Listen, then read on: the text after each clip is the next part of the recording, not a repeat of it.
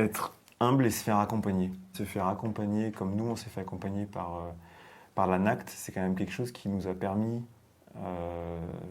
d'éviter la dispersion. Pour qu'une QVT puisse bien se mettre en place, c'est que les cadres de l'association soient convaincus de la plus-value de mettre en place une QVT au sein de l'association. Je dirais que faut vraiment que les dirigeants soient vigilants à ce qu'il y ait tous les services représentés et toutes les catégories socio-professionnelles.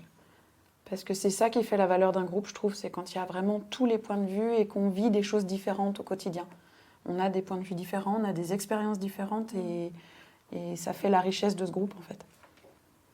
Et puis nous, on est aussi une association sur plusieurs sites et c'est important qu'il y ait des personnes des différents sites parce qu'on n'y vit pas la même chose. Je pense qu'il faut vraiment que les directions puissent identifier des temps vraiment de, on va dire, dégager les agendas respectifs des salariés qui s'en occupent pour que ce soit vraiment d'ailleurs QVT aussi pour eux. Il y a vraiment besoin de, je pense que de baliser aussi et d'être très au clair auprès des personnels sur le temps que ça représente. Alors, voilà, on fait une estimation au départ qui, s'ajuste au fur et à mesure, mais il y a pas mal de professionnels de terrain qui n'ont pas forcément pu assister aux réunions du groupe QVT par difficulté à se rendre disponible par rapport aux accompagnements des jeunes. C'est une réalité et ça, il faut qu'on le prenne en compte. C'est à la direction de baliser du temps pour ses salariés pour qu'ils puissent mener leurs actions. Sur cette démarche-là, tout le monde doit avancer en même temps. Il n'y a pas un groupe qui doit aller plus vite qu'un autre.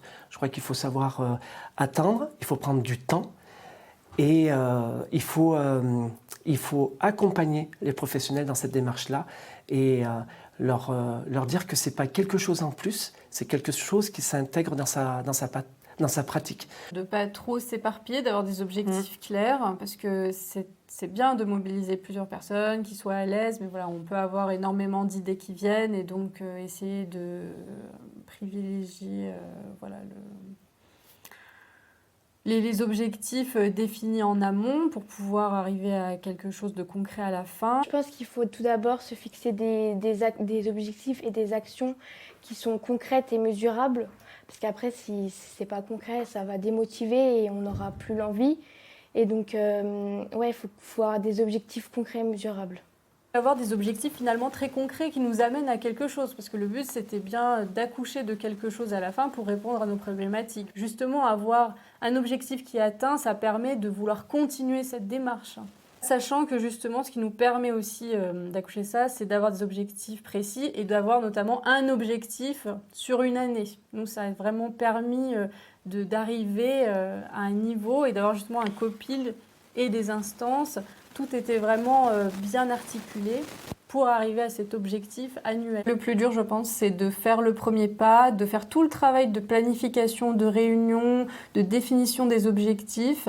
Et une fois que la démarche est lancée, je dirais qu'il n'y a plus qu'à réfléchir, laisser venir les idées, regarder ce qui existe en interne qui peut être amélioré et aussi regarder ce qui existe en externe.